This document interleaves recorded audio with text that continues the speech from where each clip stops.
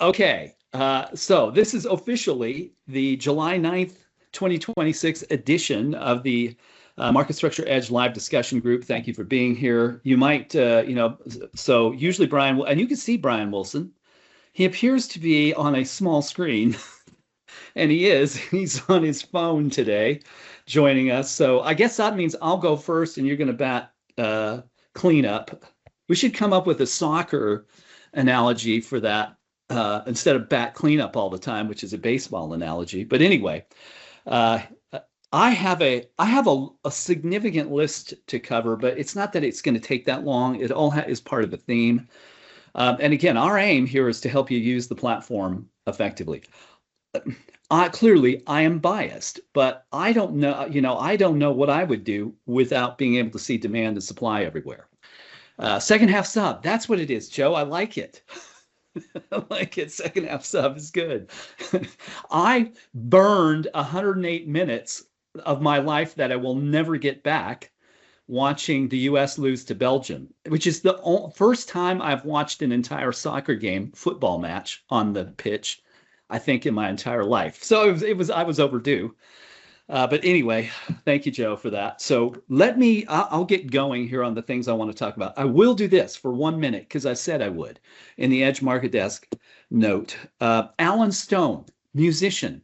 I'm telling you, if you have a chance to go see Alan Stone, Allen Stone, which we did last night at the Denver Botanic Gardens. We support the Denver Botanic Gardens and their performing arts program and Steamboat Strings music. So we routinely go to these events, but it's a beautiful setting. If you ever have a chance to go to the Denver Botanic Gardens and see a concert, it's a wonderful venue, outdoor. And I will contend that band is pound for pound the best band performing right now. I mean, they're just unbelievable. He sounds like Stevie Wonder. I mean, he is a play that funky music white boy. He is a he's just an unbelievable musician, and appears to be just a wonderful individual to boot. And it's a very positive, uplifting kind of thing. But he plays, I don't know what you'd call it, really. It's kind of uh, it's kind of like rhythm and blues, but not quite. But it's great music. Just look up Alan Stone, play him on Spotify, and I highly recommend him. Okay, so that's my musical interlude for today. Let's get into the details, and I'm going to share my screen. Give me one moment here. And there are technically 6 things, but I usually have 3 or 4. They blend together. So I wanted to talk first about how I used the analogy, and I got some notes about it. Tesla full self-driving mode. We rode with our friends who have a Tesla last night to this event. I'll tell you, that machine can move. But the whole idea of having a way to take risk out of driving, is a compelling thing, and there's a way with market structure to take, I think, a lot of the risk out of investing and trading. And it's you've got if you're colorblind, this will be a little tricky, but at the 6 here, where my cursor is, there's a red line, and at the 4 there is a green line. And if we ran the data, it's a measure, right? So it's a quantitative measure. There are certainly other measures.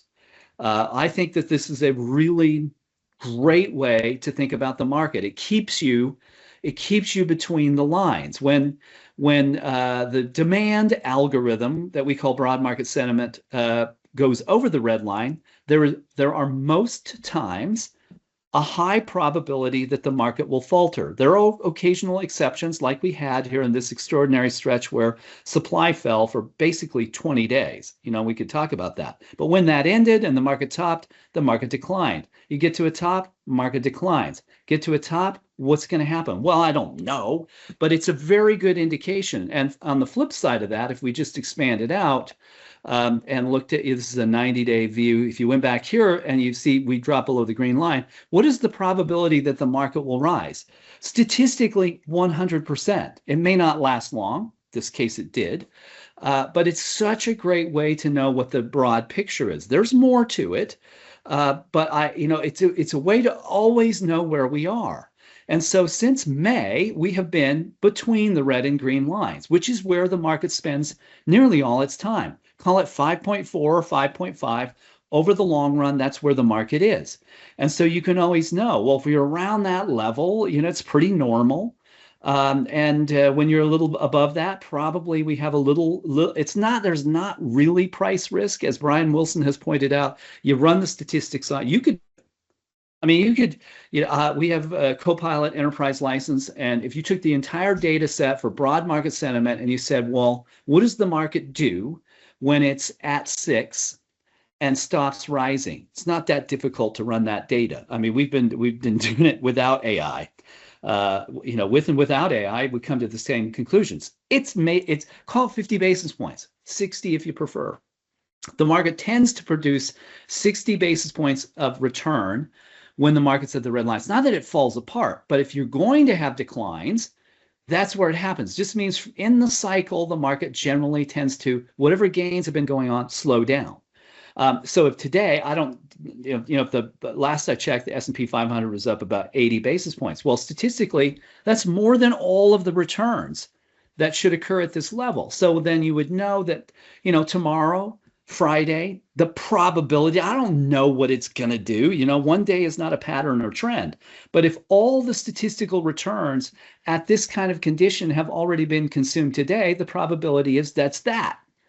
And that there will be declines. I don't know. I'm going to talk a bit later about a larger picture item here that I think we should be aware of. But it's an important thing when you're trading and investing to know. If I'm going to put money to work, when would you put money to work? Here. Really, since this period, would you increase your exposure to the market? Well, I wouldn't. Why? Well, because the market the demand and supply conditions are pretty well balanced. Let me see if I can, there we go. So I know that the market doesn't have any horsepower behind it. Why? Because I can look at the demand line. If it's at the average, it's not that I'm concerned about it. Then I go look down here. Really, the returns of the market have been dependent on declining supply, not advancing demand. There have been no strong spikes in demand. This was the last one. That one gave us a lot of contrail, a lot of carrying power, but basically it ended here. If you looked at May 14 options expirations and you look at the price now for SPY, it's the same. Yeah, you can bounce around, but the market has not delivered any statistically significant returns since. And unless these conditions dramatically changed, which they statistically do not, without some meaningful change to demand where you drop to or near the green line, then probably you don't want to be pumping more money into that. We'll get get into a little bit more of that. But it's such a great way that takes you no time at all to know where we are at all times. And right at the moment, we're at the red line again. Options expire next week and supply has bottomed. I can't say there's a trend yet, but it's interesting to me that if you expand it out a year, just because something occurred in the past does not mean that what happened in the past will repeat the next time if similar conditions exist. But you could go here and say, wow, this is very similar. See, this is very similar. And if you looked up here and say, well, that also was a weakening demand. Weak tops precede drops. It doesn't mean it's going to fall apart, but this was a very challenging period in the market. I'm not saying that's going to happen again. I'm simply saying that it's good to be able to look at the data and say, well, a condition exists. And so you want to know that. Okay, so that covers already 3 things that I wanted to cover. Questions, comments, observations before I get to number 4.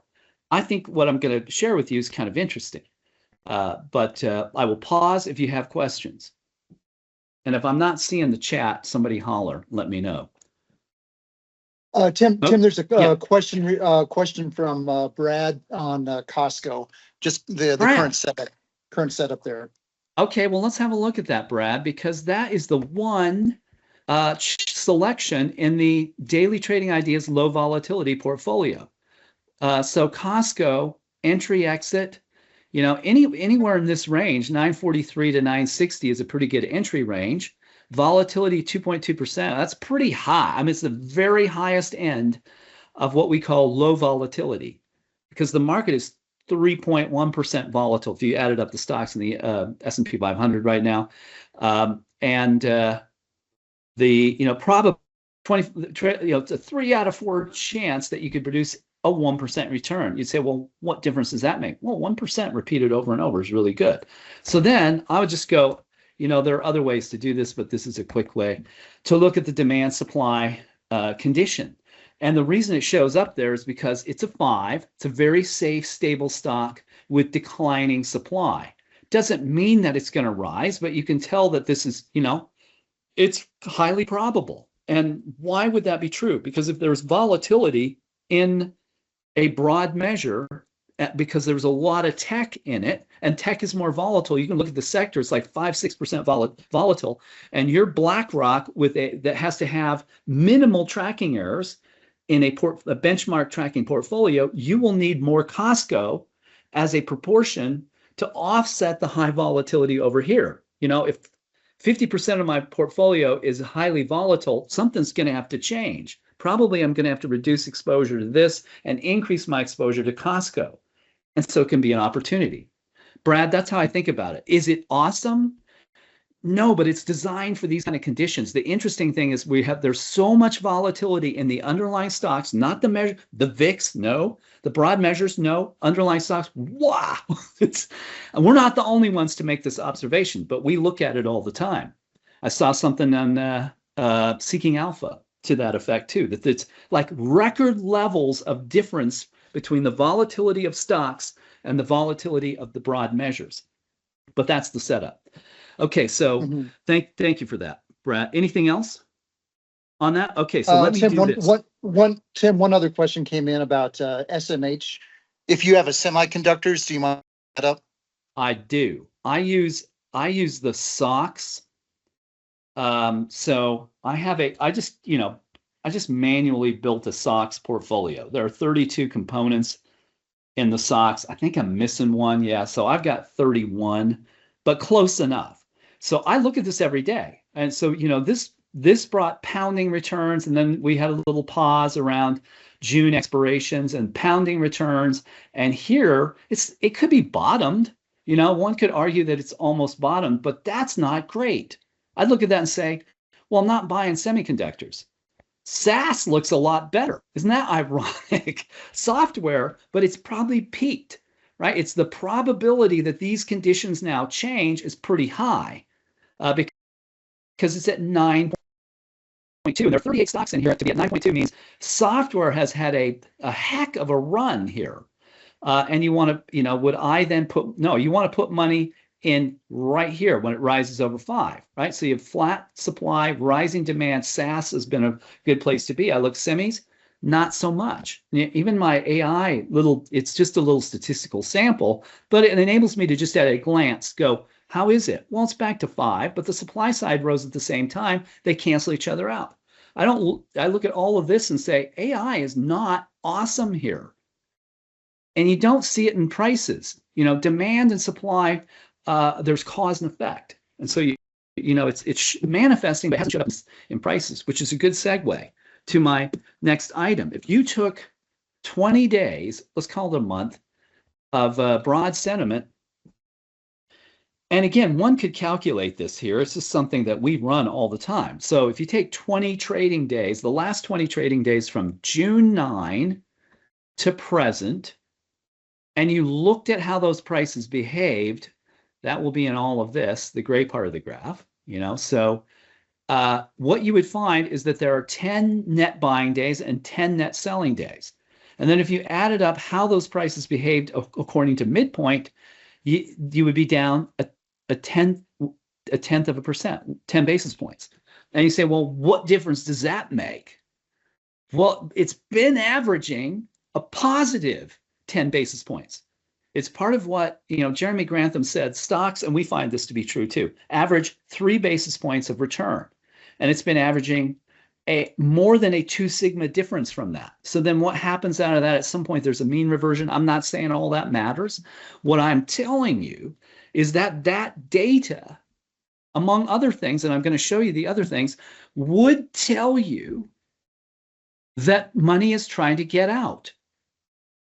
It's because there's a lot of volatility in the underlying components of the S&P 500, call it 90% of market cap, but not in the broad measures. Why? I'll answer that question. Then if you look at the underlying data, there is a deterioration occurring. We haven't had any gains since May. And then add in SPY. It's one of the core things I always look at too. SPY is the only ETF we include. It's a proxy. You could use IVV or VOO. VOO is larger now than SPY, and expand out for it to a year. And these are the things, keep in mind, algorithms are designed to deceive you. All that occurs in the market is a smokescreen to fool people. And so you can't just look at the prices. Like today, you go, wow, the whatever trade is back. No, it's not. It's not. And you have to be very aware that what is occurring right at the moment is designed to fool you. So looking out over SPY, all it had over the last year was at least 5.0 demand, as you would expect. Largest single category of assets in the world in retirement accounts that are equities is passive large cap blend. Growth and value, momentum and low volatility, whatever you want to call it. Blend them together. What do you get? 5. And so but it's had excess demand, excess demand, excess demand, and then this. At June options expirations. Why does that matter? Well, it would tell you that when hedges were set, because that's the answer to why the broad measures don't move, but the underlying components do. So you hedge with futures contracts, the big prime brokers who move money for BlackRock, Vanguard, and State Street, and so on. They're going to hedge their own exposure to the market. They transfer risk for people. And so that's how it shows up. Those measures are very stable. But this would tell us that money ceased to be excess in stocks at June expirations. We saw it June 1st, and all the data are like, whoa, something changed. And look, there are no returns in there. So those are all signs that would tell you as a long-term investor, now's the time to cut your exposure. I told you, I cut my exposure to 25% in my long-term portfolios to equities. But that doesn't mean I'm going to be right, but I'm just using the data and saying, well, all these things tell me to do this. From a trading standpoint, shortens my time frame. You have to use daily trading ideas when the opportunity exists. Take your gains. If you got daily trading ideas today, close them out because the market could go down tomorrow.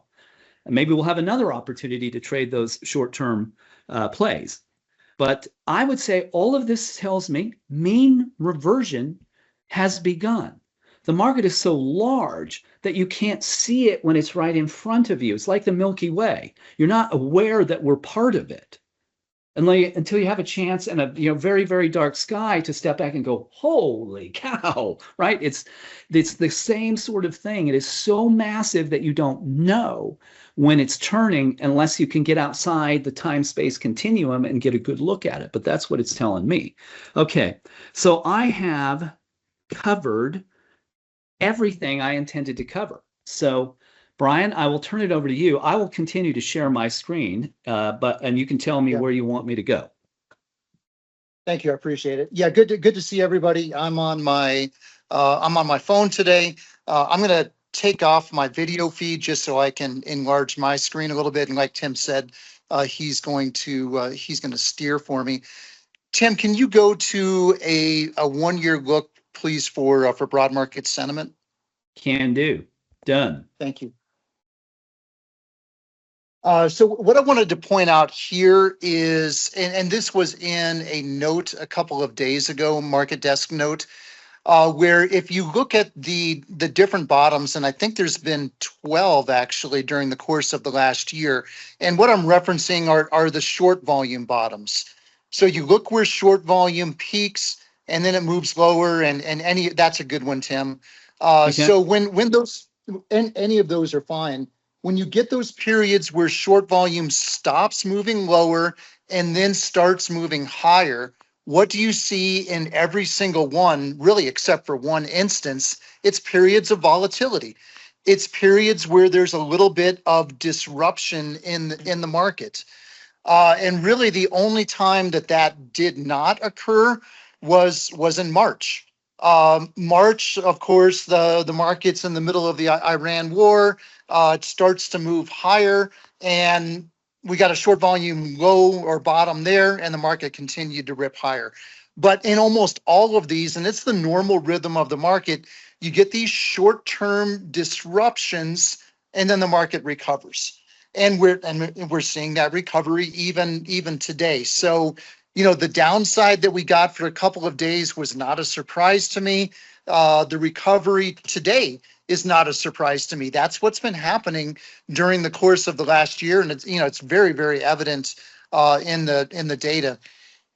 Uh, Tim, do you happen to have a larger portfolio for the financials? Yes, By that, like the 10 largest or what have you? I have 6. Okay, perfect. I've got the largest 13, but it was probably going to be a pretty similar look. The reason that we're pulling this up, and you can just start to see the beginning of recovery here, it's more evident if you have more names in the portfolio. My 13 largest is about up to 5 now. The reason that I point this out is we're coming up to the beginning of earnings season next week. So the JP Morgans, the Wells Fargo, the Goldman Sachs of the world, all of those will be coming into play. If you don't have this type of portfolio, it's very easy to do. Just go to the financials and just grab the 10 or 12 by largest market cap, and then just form a portfolio.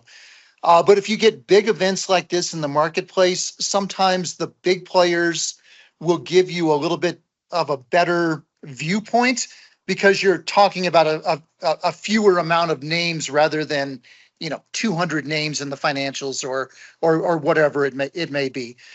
So just be aware that the big financials, they are coming up next week. It's starting to firm up a little bit for them. It's early, but right now it tells me that their earnings are probably going to be pretty good. Like I said, it's early. They're not fully back to 5 yet, so that's something to monitor over the next 2, 3, 4 days. That kind of time frame. 2 more points for me, Tim. One would be, can you go back to broad market sentiment, and then let's go back to a 3-year look, please. Okay, there you go. So what we looked at earlier on the 1-year look was the short volume bottoms and how we usually have recovery from that. And Tim's actually exactly on it here. If you go down towards the bottom there, Tim, with short volume, where it reached that low, perfect. That was the election, and then coming out of the election, we boomed higher going into it. And if you look at that short volume low versus where we are now, it was much lower, but this period's one of the biggest changes that we've had since then. What happened on an intermediate basis after that short volume low? Well, the market went nowhere. We had a period of about a month and a half where we basically moved sideways, and then the market came under pressure after that. So that's something to monitor in the short volume. There's been such a disruption from a short volume perspective. In the short term, it's not surprising that we're getting recovery right now, but over the next month to month and a half, I'm just curious what's going to happen from a market perspective. This short volume, let's call it anomaly, call it what you want, outlier, but it does have similarities to me to what was occurring back there at the election. So let's continue to watch that to see how that plays out. And then the next one for me would be big tech. So we do have the broad market now that is above 6. And we're seeing a big rally from a big tech perspective. I forget what the sentiment is, Tim, for big tech. What is that? 7.4. 7.4. 7.4. Yeah, Yep. it's just booming. It's booming higher. It came off a low all the way up to 7.4. When it gets around 8 or so, the big tech gains start to slow down. There's nothing magical about that number, but it's just something that I've seen over time. So as I look ahead, I see a market that's become stretched from a sentiment perspective. I'm not surprised at this recent recovery because that's what's happened during the last year. But looking out a little bit longer, I'm also a little bit concerned. Looking out, and this is month and a half. That's an eternity in the market. But I don't expect too many broad market gains over that period unless conditions start to change. Okay. Yeah. My wrap up comment on what's next, which we like to conclude on, is I'm going to go back to SPY. Really, to me, this is the interesting thing. And I was trading notes with a Dow Jones Market Watch reporter earlier today, and I noted this. I said, the interesting thing is what happened at June monthly options expirations, where you have weakness for the first time in a very long time, back to April of 2025 in SPY. And since it's a proxy for the S&P 500. To me, this would suggest a slowdown in flows and a setting of hedges for money to get out between June expirations and July expirations. So all through this period of time, passive money might be reducing its exposure. It's not easy to see, and we measure those behavioral changes, but there are tells. And if that's the case, my one adjunct comment to Brian's observations would be we could get clocked at July options expirations. Why? Because all those instruments will expire and reset. If there has been a reduction in flows, it'll show up then, because that's risk transfer. Lloyd Blankfein, former CEO of Goldman Sachs, famously said, we're in the risk transfer business. We help people transfer their exposure. Well, that's exactly what happened there. Now, all the models could change. Everything that caused this calibration could be different by now, and maybe people recommit to the market. But if they don't, it implies that the broad measures do not reflect the underlying demand for components. And the beautiful thing is none of that is a mystery to us. I'm not saying that's going to happen, but we can see it everywhere. And so it's just, I continue to be cautionary here because I feel like the conditions in the data warrant it. It's not a feeling. I just look at the data, and so doesn't mean that things won't change. But that to me says we continue to be tactical here and don't put more money to work in the broad market from a long-term perspective until we see a meaningful change in those data. That's my view. And I think unless somebody else has got something better, when do July options expire? Andy, that's a great question. And let me share with you, by sharing my screen, where to find that. They expire the 16th through the 22nd. It's one of those periodically, I forget, it's 3-4 times a year where this is true. But if you go over to Using Edge, hit how it works from inside the platform, that should take us here. We've got a team doing a little work on this page, so it might be slow right now. And then we go to resources and the options expirations calendar for 2026. I mean, it's several clicks, but it's there. It's a way to get to it. And this is what you want to watch for. And then Brent will be wrapping up here in just literally a matter of moments. Yeah, I knew this was going to slow down. We've got engineers working on you got to keep MySQL and WordPress and so on updated, and they're doing that right now. So as we sit here and wait for it to load, that is the reason. Okay, so here's what I'm talking about. So there's July. right here. So the 16th, index options expiration, 17th, triple witching, 22nd, VIX expirations. Sometimes those are really volatile days in there. And of course, earnings, this is the heart and core of earnings as well. And they're going to be great. I'm, 20 plus 23% earnings growth. But that doesn't matter if the principal behavior in the market isn't motivated by earnings.